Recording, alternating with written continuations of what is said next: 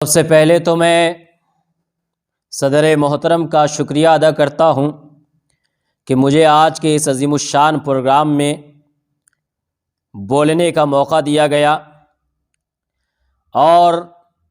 میں جس موضوع کو الفاظ کا خراج پیش کرنا چاہتا ہوں وہ ہے یوم جمہوریہ۔ میرے دوستو، قوموں کی زندگی میں بعض دن اس قدر اہمیت کے حامل ہوتے ہیں کہ ان کا تذکرہ دلوں کو جوش و خروش سے بھر دیتا ہے۔ ہندوستان کی تاریخ میں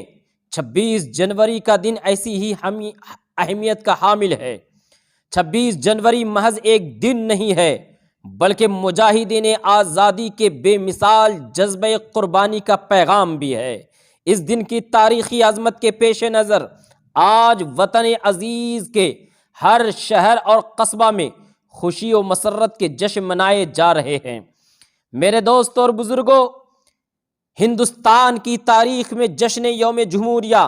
سن 1950 سے ہی بڑے تجھ کو احتشام، شان و شوکت کے ساتھ منایا جاتا ہے، کیونکہ آج کے دن ہمارا ملک ایک جمہوری ملک بنا تھا اور اس برطانوی آئین کو منسوخ کیا گیا تھا جو 1935 سے نافذ تھا، اور اس کی جگہ خود ہندوستانیوں کا بنایا ہوا دستور نافذ ہوا اور ملک کو جمہوری ملک قرار دیا گیا۔ اسی وجہ سے ہم اور آپ آج ریپبلک ڈے مناتے ہیں۔ 15 اگست 1947 کو جب ہمارا ملک انگریزوں کی غلامی سے آزاد ہوا تو سب سے بڑا مسئلہ تھا ملک کو بہتر طریقے سے چلانے کے لیے کیا کیا جائے، کیونکہ اس ملک کے اندر صدیوں سے مختلف مذہب کے ماننے والے اور جاننے والے رہتے آئے ہیں، لہٰذا علماء، دیگر رہنماؤں کی رہنمائی، قائدین کی قیادت اور ڈاکٹر بھیم راؤ امبیڈکر کی صدارت میں 2 سال 11 مہینے 18 دن کی مکمل کوششوں کے بعد، مسلسل انتھک محنتوں کے بعد ملک کا آئین تیار کیا گیا، اور جب ملک کا آئین تیار ہو گیا تو اس کو 26 جنوری 1950 کو پورے ملک میں نافذ کیا گیا، اور اس کے بعد ہندوستان میں جمہوری طرز حکومت کا آغاز ہوا،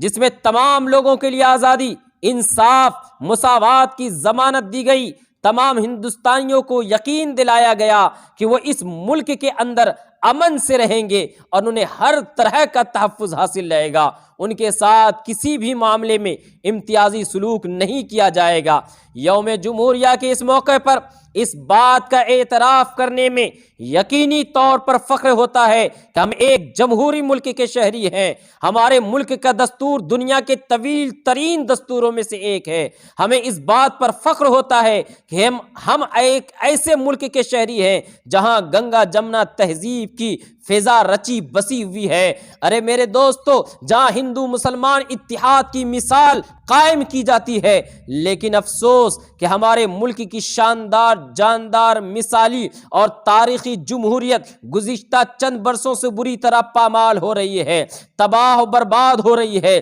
ستیہ ناش ہو رہا ہے۔ پورا ملک کرپشن، بگاڑ، برائی، شراب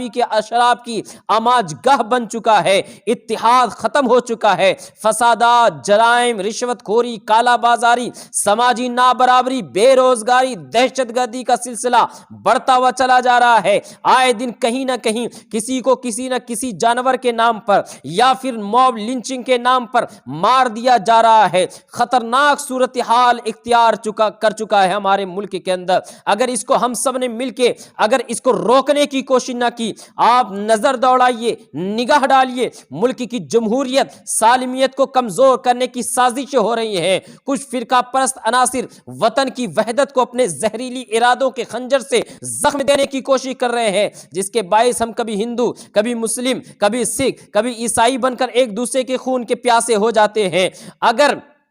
جس کی وجہ سے پوری انسانیت سسک رہی ہے،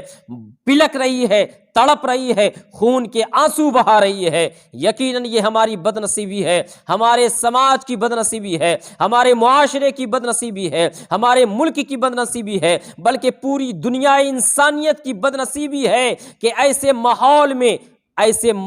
میں 26 جنوری اور 15 اگست منانا پڑتا ہے، جہاں پر کہ خون کی ہولیاں کھیلی جا رہی ہیں، زندہ انسانوں کو مار دیا جا رہا ہے، موب لنچنگ کر دیا جا رہا ہے۔ ان سب کو ہم سب کو مل کر کے ان تمام کاموں کو روکنا ہم سب کی ذمہ داری ہے۔ ہمارے اولین فرائض میں شامل ہے کہ جو بزرگوں نے ہمیں جو درس دیا تھا، جو قانون دیا تھا، جو نظریہ دیا تھا، جو ہمیں ملک عطا کیا تھا، ہمیں اسی ملک کو، اسی نظریے کو، اسی انصاف کو پورے ہندوستان میں قائم کرنا ہے، اور اس کے لیے جہد مسلسل لگاتار سب کو مل کر کے محنت اور مشقت کرنی ہے۔ جے ہند، جے بھارت۔